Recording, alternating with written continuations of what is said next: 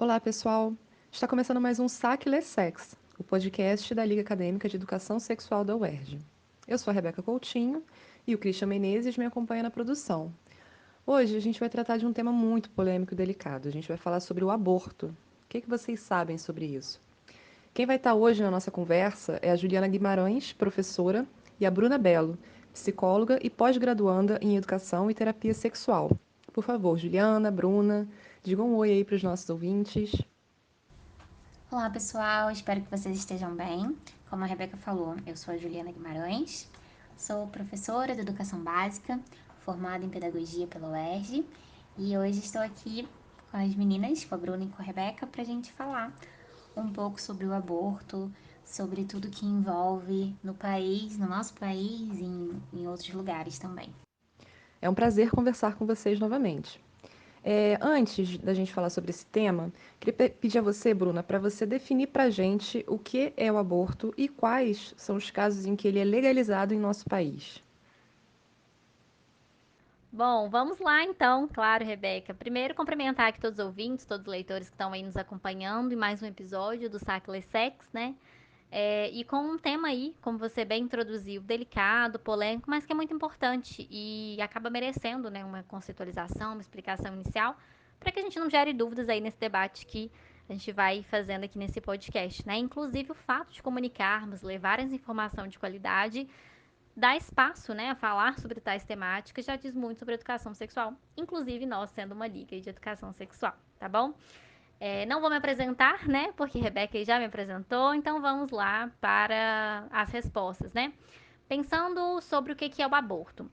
Segundo a OMS, o aborto, né, eu até dei uma pesquisada aqui, ele vem do latim abiortus, que significa privação do nascimento, tá? Mas em linhas gerais, né, ele é nada mais nada menos do que a interrupção da gestação com a extração ou com a expulsão do embrião ou do feto com até 500 gramas antes do período perinatal, tá? Que é um período que data entre a 22ª semana completa, 154 dias, e os 7 dias completos após o nascimento. Se o aborto ele acontece entre a 12ª semana, ele é nomeado precoce, tá? Então, essa seria a definição do aborto. E a gente ainda pode falar em dois tipos, que é o provocado, que é aquele induzido, e o espontâneo, que ocorre de forma natural. E o aborto natural, ele ainda pode ser categorizado em alguns subtipos, que é a ameaça de aborto, quando tem sangramento, mas o colo uterino ele acaba permanecendo fechado. Tem um aborto inevitável, quando o colo uterino dilata, o feto escapa. O incompleto, quando há uma eliminação parcial do produto da concepção. O completo, quando é expelido o conteúdo total. A gente também tem um aborto que é decorrente de infecções uterinas, que é o aborto séptico. E ainda o aborto retido, que é quando o feto não desenvolveu ou permanece ali sem vida no útero, tá? Para esses casos, a gente também tem fatores de risco, né, que podem acabar contribuindo como risco mesmo, não uma causalidade. Por exemplo, a idade materna acima de 45 anos, obesidade, baixo peso, né, consumo de drogas, tabagismo e por aí vai, tá? Então é muito importante procurar esse acompanhamento médico em todos eles, né? Inclusive no período de início da gestação, né? Exames pré-natais e todas as condições de saúde ali para poder gestar, tá bom? Vamos então falar, né? Temos aí definição de aborto, vamos falar quanto à legalidade. No Código Penal do Brasil, né, nosso Código Penal brasileiro, o aborto ele é considerado crime com até 3 anos de detenção. Mas temos alguns casos excepcionais, que é quando é praticado pelo médico, sendo necessário ali, né, se não há uma outra forma de salvar a vida da pessoa que está gestando. O aborto também em caso de gravidez resultante de estupro, tá? E em 2012, o Supremo Tribunal Federal, o STF, julgou também como permitido o aborto quando há comprovação de anencefalia, que é quando o bebê possui ausência parcial ou total do encéfalo, né, que faz parte do sistema nervoso. Então, a gente conclui que os abortos provocados pela gestante ou por terceiro são considerados crimes passíveis de cumprimento de pena, tá? E aí entra o grande debate, título desse podcast, não é mesmo? Porque falar de aborto, gente, envolve diversas questões morais, científicas, éticas, religiosas, filosóficas, né?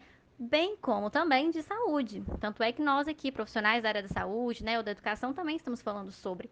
Porque o aborto, ele é um dos principais catalisadores de morte de pessoas gestantes em todo o mundo.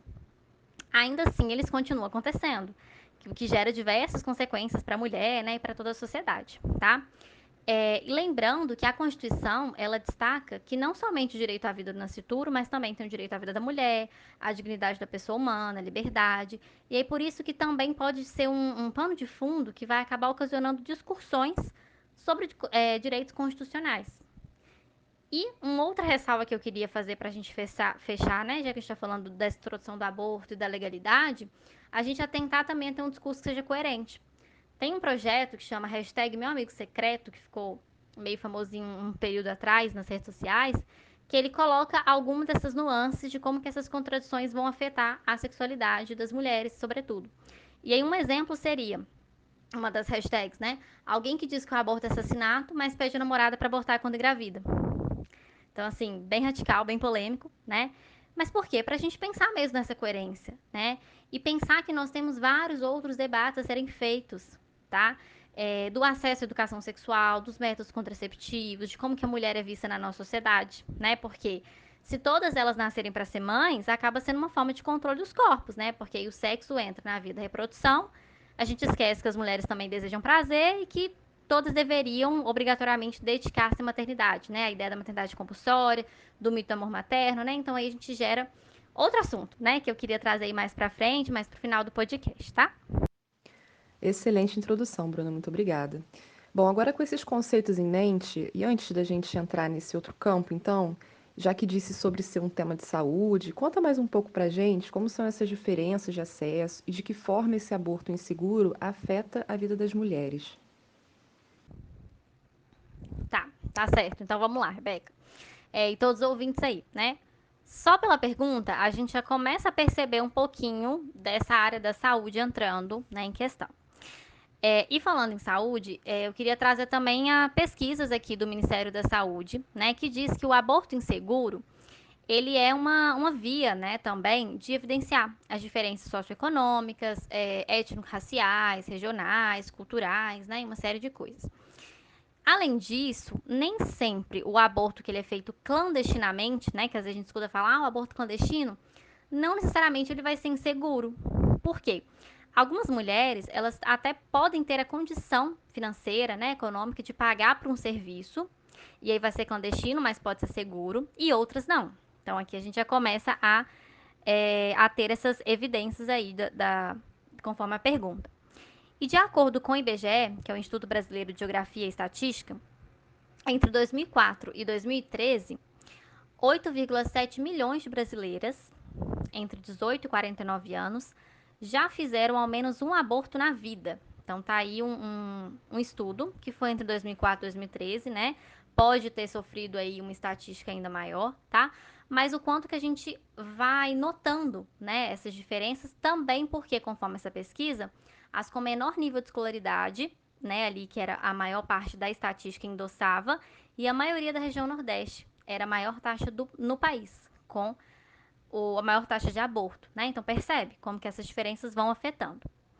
Se olharmos os dados também de outros países, né, que a gente vê muitas notícias por aí, descriminalização do aborto e todas essas temáticas, as evidências, né, e as pesquisas, que vêm sendo realizadas, elas vêm colocando, vêm mostrando pra gente que uma legislação punitiva, proibitiva somente, não é efetiva para reduzir os casos de abortos provocados. E aqui no Brasil, né, como eu já comentei, estima-se que o aborto ele é a quarta causa de morte das pessoas aí gestantes, né? Então, se há mulheres que continuam praticando, seja através de métodos caseiros, né, com os de objetos pontiagudos, correndo algum risco, medicamentos, né, ou para aquelas de classe média alta, clínicas clandestinas, é importante que, né, seja revisto todo esse cenário, né? Tem mais coisas ali envolvidas, tá? E um serviço preventivo, né, desde o início da vida sexual, pode ser uma outra grande via, né, de amenizar os casos de aborto ou de gravidez indesejada, de uma forma mais eficaz e mais eficiente. Os dados também ressaltam que as mulheres não deixam de abortar, mas esses recursos buscados, né, que vão salientar a disparidade social, né, as implicações para a segurança, para a vida dessa pessoa grávida, tá? Então, assim, né, quis aqui explicar um pouquinho dessa ideia do aborto inseguro, de como que ressalta essas diferenças. E, a meu ver, ao invés de nos prendermos naquela velha dicotomia, né, você é contra ou você é a favor do aborto, por que não a gente começar a pensar também em substituir pela defesa de uma educação legítima, né, em vislumbrar o que está ocasionando essas estatísticas que demonstram tantos dados, tantos comunicação ali pra gente, né, analisar o contexto socioeconômico da população, da região, né, o que está acontecendo com a saúde do país, tá? Para que a gente possa realmente intervir de uma forma mais eficaz, né, em saber também quando deve separar as questões morais de questões privadas, né, e questões que envolvem a saúde coletiva. Pois é, e por ser algo ilegal em nosso país, o aborto acaba tendo diversos mitos. Agora, Juliana, fala pra gente quais são os principais mitos em relação ao aborto e os perigos que esses mitos causam, né, para as pessoas que engravidam. Sim, Rebeca, é muito importante a gente falar sobre os mitos que envolvem o aborto, porque as pessoas elas acabam colocando a vida delas em risco para realizar um aborto ilegal, né? Também é importante a gente falar e desmitificar o que a sociedade fala e pensa sobre quem opta por fazer o aborto, seja ele legal ou ilegal. Eu queria dar alguns exemplos. O primeiro que veio assim na minha cabeça foi os chás, né, que as pessoas dizem que são abortivos, e os outros procedimentos que são não seguros, né, aqueles mais caseiros. Colocar peso na barriga, se machucar, né, são coisas que não têm comprovação científica e ainda pode ocorrer uma má formação no feto, né? E outras complicações para a gestante também. Outro mito que eu queria trazer é aquele de que só engravida quem quer, né? Que acaba questionando e até acusando as pessoas de não se protegerem com métodos contraceptivos e aí elas acabam engravidando. Sobre isso, assim, é uma questão bem complicada, né? Porque, de acordo com a OMS, é, existem muitas taxas de falhas entre os métodos contraceptivos. Eu tenho até alguns aqui para trazer para vocês. Por exemplo, a pílula, ela tem uma taxa de 0,1 a 8% de falha. O DIU de cobre é um pouco menor, mas ainda tem falha de 0,5 a 1%, ou seja, uma pessoa a cada 100 podem engravidar usando o DIU de cobre. A camisinha ela tem a taxa de falha de 8 a 20%. A pílula do dia seguinte, de 5 a 20%. Então, essas falhas elas são humanas, né, também, de pessoas que não sabem como usar determinado medicamento, mas também tem as taxas dos próprios medicamentos. Então, falar que a pessoa engravidou porque ela quis é um mito, porque na maioria dos casos as pessoas podem estar usando métodos contraceptivos e ocorrer uma falha, ou seja, acaba sendo uma falácia, né? Porque muita gente engravida sem querer. Outro mito que eu queria trazer para a gente pensar é de que o aborto, mesmo nos casos legais, é perigoso para a pessoa que está gestante, né? Queria trazer aqui alguns dados, que também são da OMS, de que as mortes que acontecem em maior escala são em países onde não existe aborto legal e seguro. Por exemplo, se a gente for comparar as taxas de morte por aborto no norte da África e na Europa Ocidental, é discrepante. Vou trazer esse dado para vocês. No norte da África, a cada 1.000 abortos, 460 terminam em morte. Na Europa Ocidental, a cada 1.000 abortos, 0,7 terminam em morte. Então, assim, a gente tem que começar a pensar nesses dados e a trazer para a realidade, né? O que realmente faz com que uma morte aconteça. Que, na verdade, é a falta de estrutura do local, né? A falta de ser algo legalizado, de ser algo que tenha respaldo político, que tenha respaldo para a sociedade. E no caso dos abortos já legalizados e previstos na lei, Juliana, como é o procedimento? Como é feita a indicação para a realização do aborto? Bom, a Bruna ela já deu os exemplos, né, dos casos onde o aborto é permitido no nosso país.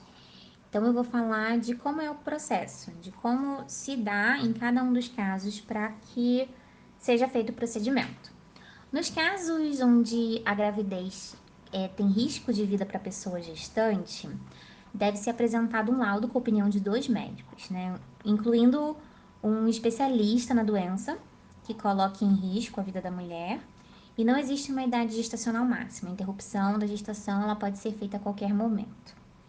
Nos casos de anencefalia fetal, esse caso é quando ocorre uma má formação no feto, que ele é incompatível com a vida fora do útero, ou seja, na maioria dos casos, o feto ele morre ainda dentro do útero. Então, assim, não há uma idade gestacional máxima para realizar o procedimento também. E os documentos necessários para a realização do aborto são o exame de ultrassonografia, que tenha o diagnóstico de anencefalia assinado por 2 médicos, e um documento contendo o consentimento da gestante. Nos casos de violência sexual, o aborto é permitido até a 20ª semana de gestação, que é aproximadamente o 5º mês. Ele pode ser estendido até 22 semanas, desde que o feto tenha menos de 500 gramas. São necessários um parecer técnico do médico que ateste a compatibilidade da idade gestacional com a data da violência sexual, que foi relatada pelo paciente, né? E aprove o procedimento da interrupção da gravidez. Eu acho importante a gente aqui abrir um parênteses para que a gente fale um pouco sobre como a vítima de violência sexual deve agir após, né, ter sofrido essa violência. É importante que a primeira coisa que seja feita seja a busca por uma unidade de saúde que tenha serviço de ginecologia e obstetrícia. E é chegar lá e falar com o médico sobre o que aconteceu. Após isso, vão ser realizados exames clínicos, né, ginecológicos, como coleta de amostras e tudo mais. O paciente ele tem que tomar a profilaxia para hepatite B e HIV e a anticoncepção de emergência, que é a pílula do dia seguinte. Após, né, todo esse procedimento, vai ser preenchida uma ficha de notificação que será encaminhada para a delegacia. E aí, já na delegacia, vai ser feita a realização do boletim de ocorrência, um exame de corpo de delito, comunicação do conselho tutelar é feito nesse momento também, no caso de menores de idade. E também será feito, por último, o encaminhamento da vítima para abrigos de proteção, no caso de violência doméstica, e também o apoio psicológico. É muito importante que a gente fale sobre isso, sobre como as pessoas devem agir nesses casos. Partindo já para o finalzinho do nosso podcast de hoje, Bruna, o que mais você desejaria deixar aqui para gente hoje? Bom, acho que queria dizer assim, que é um baita desafio mesmo falar sobre o aborto, né? Por envolver tantas posições, discursos diferentes. E eu acho que a gente não esgota o debate aqui, mas foi muito legal a gente ter essa oportunidade de falar sobre legalização ou não, né? De quais são as situações que é legal, dos tipos de aborto, dos mitos, né? Que a Ju trouxe aí tão bem, de outras reflexões com relação a essa ideia da violência também sexual, né? Então é algo que meu convite talvez é algo que vocês pesquisem, né? Em casa, leiam sobre o assunto, vejam também não apenas como algo que teste uma escolha individual, né? De uma pessoa ali que está gestando, mas também em uma lógica, uma estrutura maior social de saúde, tá? Considerem, né, assim, como tem sido a estrutura e assistência dessas mulheres, né, e quanto o assunto também nos provoca não somente a falar sobre simplesmente ali o fato mesmo do aborto, né, provocado, ou de, né, aquela questão moral matar ou não matar bebês, mas ele coloca em pauta muitas outras questões jurídicas, no caso do estupro, né, questões de violência, como citado aí pela Ju, né, consequências psicológicas para a mulher e para os demais também envolvidos, tá?